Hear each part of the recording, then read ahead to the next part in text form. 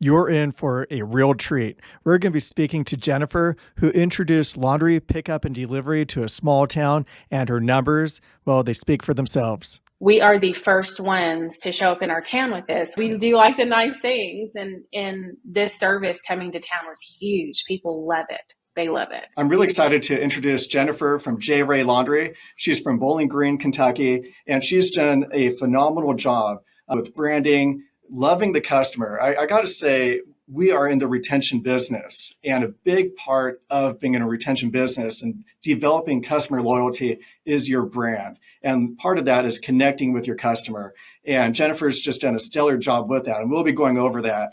And she's been with us for just about 1 year and has had tremendous growth. So both the in-store is basically double what it was when she first started with us, or overall a wash and fold business.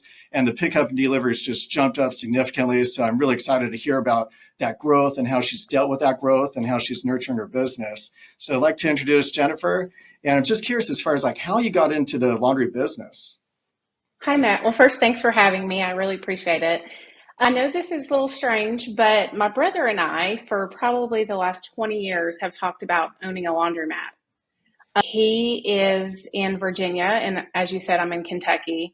So we have not purchased a laundromat together, but I saw an opportunity in my community, and so I did purchase it. It's just kind of been something that I've been looking forward to for a long, long time. Were you working full time during this time? It's kind of interesting. I actually own two other full-time businesses, one of them being a commercial cleaning company. So the laundry really did fall right into place with the commercial cleaning company, as we also, as you know, tend to commercial clients on the laundry side. So it really was a great marrying of businesses. And my decision to name the laundromat in that company, JRae, the cleaning company is JRae Commercial Cleaning. So it really did, it worked out really well. We have a client also in the cleaning business, Peter Lowen with Laundry A Go Go. And he was saying that the cleaning business and the laundry business, you wouldn't really expect to be so similar. I guess they're both cleaning, Yes. but the actual business model has a lot of similarities where it's built for retention, where people, you keep the old customers and you also bring in new customers. And he said the business is designed to grow because it's kind of like a gym in a sense. You keep your existing businesses and you bring in new people. But I think unlike a gym, I think the retention's higher, at least for me. Like I have good intentions beginning of the year, but things happen. When you bought the laundromat, did you start off doing wash and fold? Did you add that later on? The laundromat actually had wash and fold drop-off services. They had a fair amount. At the time when we purchased the laundromat, they were doing the laundry pricing was per load. So we actually changed a lot probably about a month after we took over. Was we went from per load to per pound, obviously, and then implemented the curbside software, which exponentially helped the process. It was no longer on little tickets handwritten, taped to various places around the laundromat. So there was already a wash and fold system there. It just was definitely upgraded when we came in with the software. It's funny you mentioned the process and how important that process is. And as laundry owners, we developed curbside to match our process, which took 10, 20 years to develop ourselves. You know, it wasn't just we designed software. It's like we already had the process in place, but we needed to digitize and automate it.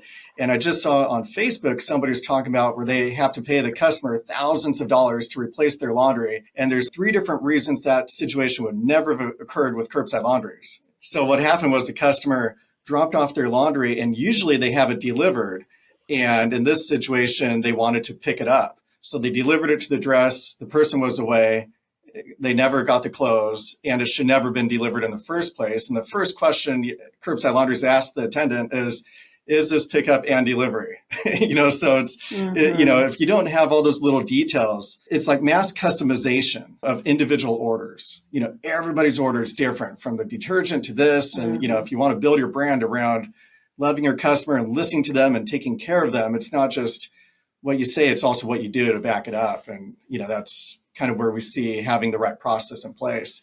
Yeah, I noticed on your web presence and your Facebook posts, and I encourage everybody, when laundry owners, when you see some good posts by fellow laundry owners, give it a thumbs up. If it's good, encourage it because it helps them. Like they spent a lot of time developing that messaging and creativity.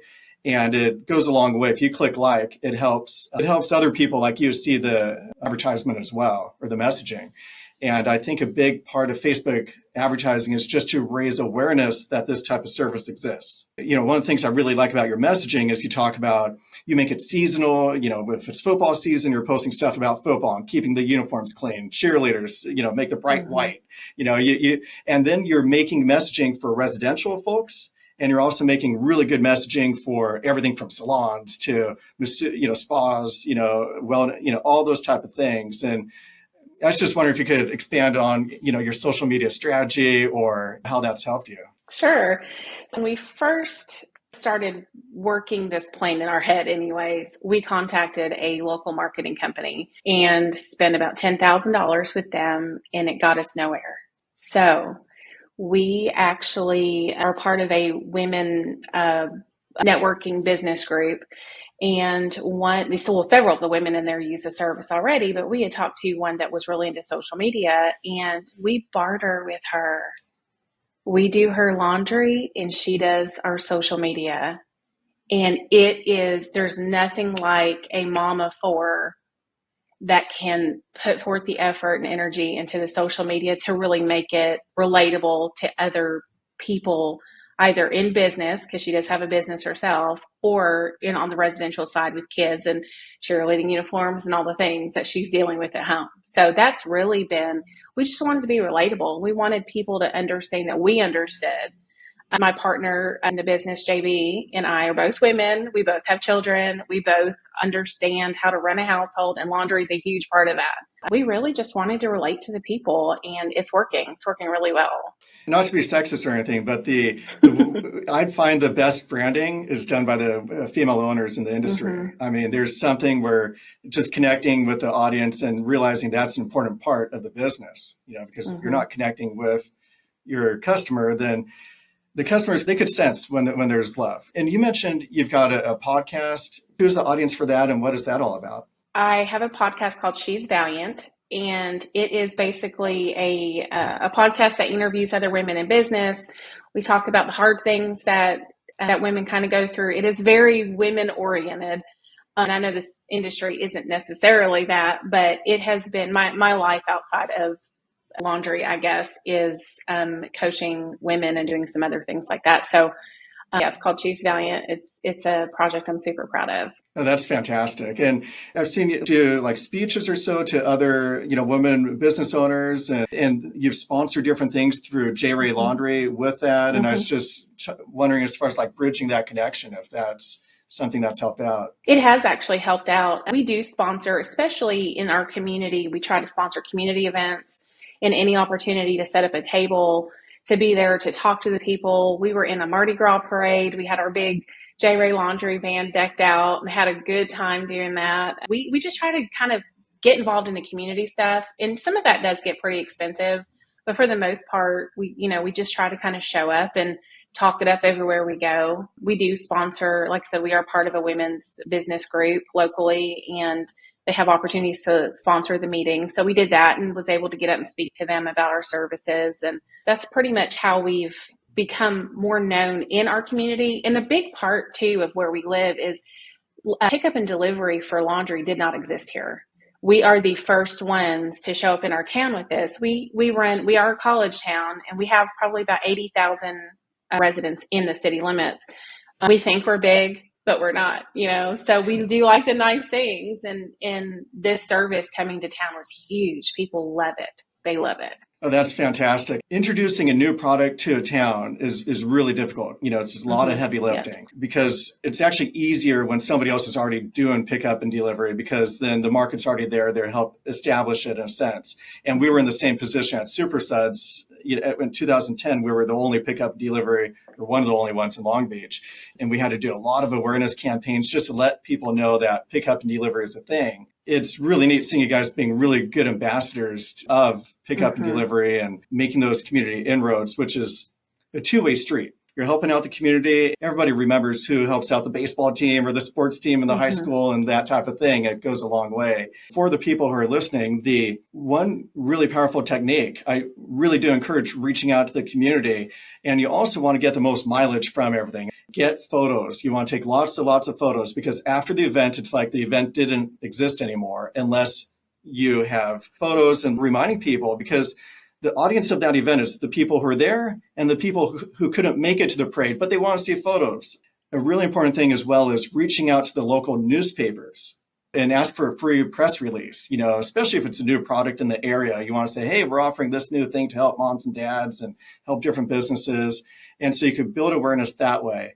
And if you reach out to those local newspapers, which will help your search rankings a lot, make sure they include your URL. So like JRaeLaundry.com, is in that URL, in that article, because then when Google crawls and scans that article and they see your laundromat mentioned, it helps your search ranking, which means you're going to get more business when people are looking for it. So I really commend your helping the community and also running a business. And it doesn't have to be either or. You've done a great job doing both. We appreciate that. And I'll tell you another thing. I was just notified yesterday that we were nominated for Best in Bowling Green, which is a big deal around here. I'm up against 3 cleaners and then 1 other laundromat. So that's exciting too. So there's voting involved in that. So that's a whole nother way to connect with the community, to push this stuff out. And it's really been an exciting ride. Oh, that's exciting. And that's where you need to be prepared for these opportunities. You've got the Facebook groups, you've got the community outreach. So you could probably say, hey, go vote for, and then people feel a part of it. Like they got to vote for you guys. And now they're part of the winning team. That's the place I go to, so that you could just imagine the customer journey, the customer experience, and their connection with your brand. Stay tuned for the next episode, where we talk about rolling billboards, laundry day, and how to increase order sizes by 2.5 times on commercial accounts. And if you'd like to learn more about curbside laundries and our wash and fold and pickup and delivery system that made this all possible, go to curbsidelaundries.com.